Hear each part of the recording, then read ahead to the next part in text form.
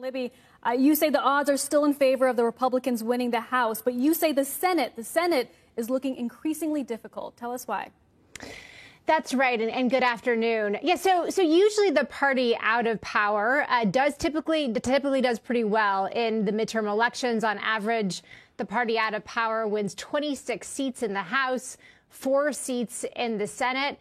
That's since World War II. However, and a big however here, in the Senate, particularly given some of the dynamics in battleground states such as Pennsylvania, Wisconsin, Arizona, Ohio, the candidate selection matters a lot. And what we're seeing here in terms of sort of the polling on the ground is that Democrats are actually doing quite a bit better. Now, with the big caveat that we are, 9 weeks before the general election, so a lot can change. And if past is prologue, usually Republicans improve in what's called the generic ballot.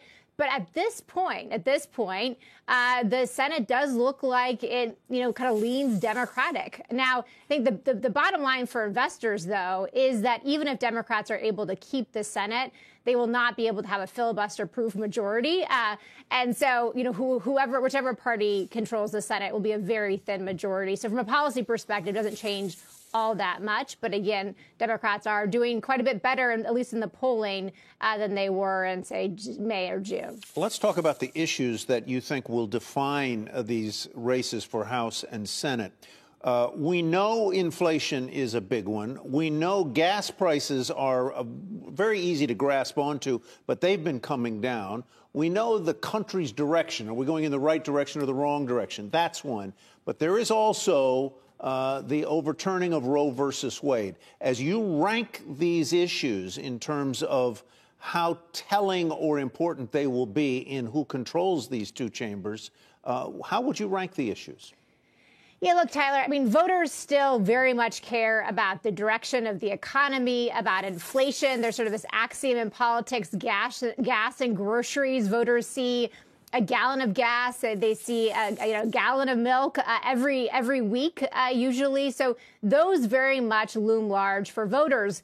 And that's, why I think the conventional wisdom in May and June was that Democrats would do quite poorly because inflation and, of course, gas and grocery prices were up then. Now that you see those, though, retreating, and they still are, quite high, historically speaking, but you see those retreating, and then, very importantly, you see some of these social policy issues, particularly the overturning of Roe v. Wade, and that sort of recast the election as not so much a referendum against the Democrats, but more as a choice between Democrats and Republicans. And that, very much benefits, Democrats. So in terms of kind of the issues, for sure, inflation and the economy still very much matter.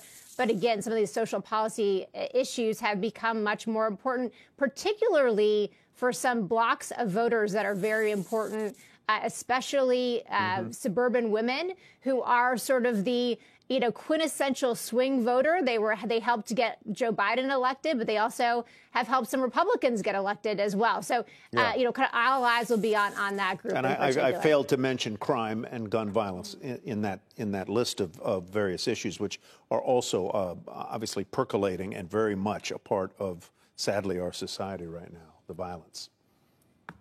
All right, shall we leave it there on that happy note? Libby, great to see you.